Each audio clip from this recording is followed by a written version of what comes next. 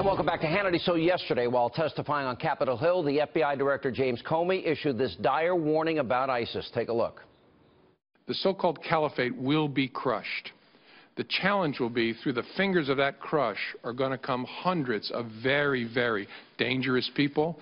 They will not all die on the battlefield in Syria and Iraq. There will be a terrorist diaspora sometime in the next 2 to 5 years like we've never seen before. We must prepare ourselves and our allies, especially in Western Europe, to confront that threat, because when ISIL is reduced to an insurgency and those killers flow out, they will try to come to Western Europe and try to come here to kill innocent people. We have to keep our eye on it and be ready for it. All right, joining us now, the author of Defeating Jihad, The Winnable War, our friend Dr. Sebastian Gorka is with us. I listen to that, and I'm thinking, I'm not looking forward to the next 2 to 5 years. What's your assessment of that? I think Director Comey in this case is absolutely correct. There will be a terrorist diaspora. I'm not so optimistic about how soon we're going to squeeze ISIS in the region. But if you just look at the figures, ISIS in just a couple of years has recruited more than 85,000 jihadis. Of those, at least 35,000 aren't even Iraqis or Syrians. They're from outside the battle zone. And the scariest thing, Sean, at least 6,000 of the ISIS fighters are Westerners, Americans, Brits, Germans, people who, even if they're not on American passports, are potentially on the visa waiver program and can move freely in and out of America. That is a truly horrific terrorist threat assessment directly from the head of the FBI. You know, I come at this from a very interesting point. There's so much that didn't come up in the debate the other night, including vetting refugees. She wants a 550% increase. Comey, Clapper, Brennan, Steinbeck, McCall, General Allen all say ISIS will infiltrate.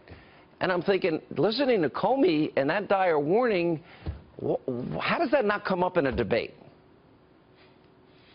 You'd have to ask Lester Holt. So many things didn't come up in the debate. Think about the fact Donald Trump is the Republican candidate, and he basically became the Republican candidate because of his southern border and immigration platform. It wasn't discussed.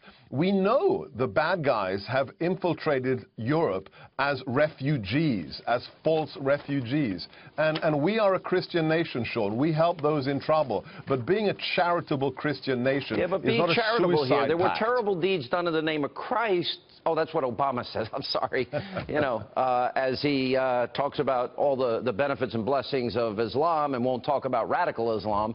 But it's really not a joke, because it reminds me of pre-September 11th, the embassy bombings in Kenya and Tanzania and the USS Cole and the first Trade Center bombing all led to a 9/11 Commission report. All were a lead up to what happened on 9/11. I'm listening to Comey and I'm thinking, all right, are we going to have another 9/11-like style event or bigger on American soil? And then are we going to look back at San Bernardino and Chattanooga and Fort Hood and New York and New Jersey and Orlando and say, oh, they were at war with us and we had a president that wouldn't say radical Islam? Sean, when did America take al-Qaeda really seriously? It was on September the 12th, 2001.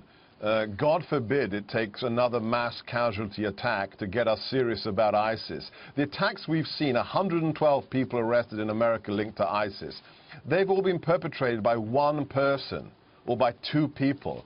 Imagine if 100 come. Imagine if they synchronize their attacks. It's happened before. It's happened in Mumbai. It's happened elsewhere. We need to catch these guys before they hit soil in America. And whistling past the graveyard because you believe in, I don't know, kumbaya globalism will endanger American lives. What did you think? Wasn't it a pretty incredible moment today, the House and Senate overriding the president's veto of the September 11th bill?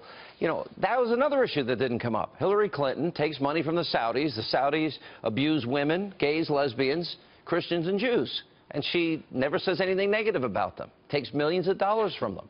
I would think the champion of women's rights cares about that.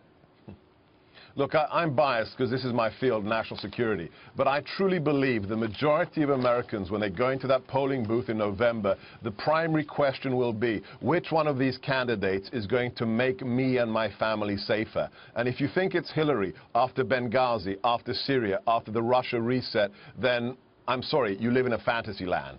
All right. Dr. Gorka, thank you.